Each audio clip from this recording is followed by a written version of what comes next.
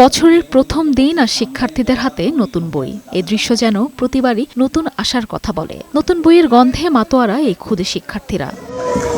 বৃহস্পতিবার সকালে রাজধানীর আবুল বাশার সরকারি প্রাথমিক বিদ্যালয় ও নালন্দা ছায়ানট সংস্কৃতি ভবনে এই বিতরণ কার্যক্রম পরিদর্শন করেন প্রাথমিক ও গণশিক্ষা উপদেষ্টা। সাবেক প্রধানমন্ত্রী বেগম খালেদা জিয়ার প্রয়াণে রাষ্ট্রীয় শোক চলায় সীমিত করা হয়েছে এবারের বই বিতরণ উৎসব। কালো ব্যাজ ধারণ ও 1 মিনিট নীরবতা পালনের পর খালেদা জিয়ার আত্মার মাগফিরাত কামনায় দোয়া করেন অতিথিরা।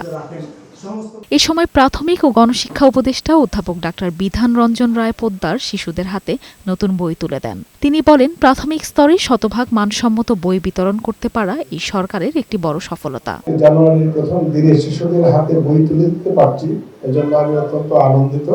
শিক্ষার জন্য 3টা গুরুত্বপূর্ণ ফ্যাক্টর।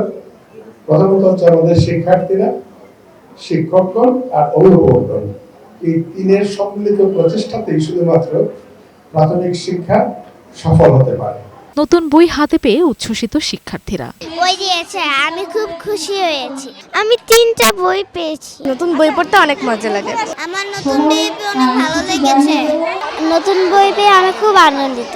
অন্যদিকে সকালে রাজধানীর আগারগাঁওয়ে ইসলামিক ফাউন্ডেশনে মসজিদ ভিত্তিক শিশু ও গণশিক্ষা কার্যক্রমের বই বিতরণ উদ্বোধন করেন ধর্ম উপদেষ্টা ডক্টর আফম খালিদ হোসেন। বলেন, ইমাম, আলেম ও বিশ্ববিদ্যালয়ের মেধাবী শিক্ষার্থীদের জন্য স্কলারশিপ দেবে সরকার। বিভিন্ন বিশ্ববিদ্যালয়ে তারা ইসলামিয়াত, ইসলামিক স্টাডিজ, কোরআনিক সায়েন্সেস এগুলোর উপরে যারা ডিগ্রি নেবে, আল ফিকহ ওয়াল আল ইসলামী, ইসলামিক জুরিসপ্রুডেন্স হিসেবে তারা ডিগ্রি নিয়ে আসবে। আমরা তাদের সমস্ত খরচ বহন করব। মেরিন আমিন, বৈশাখী সংবাদ, ঢাকা।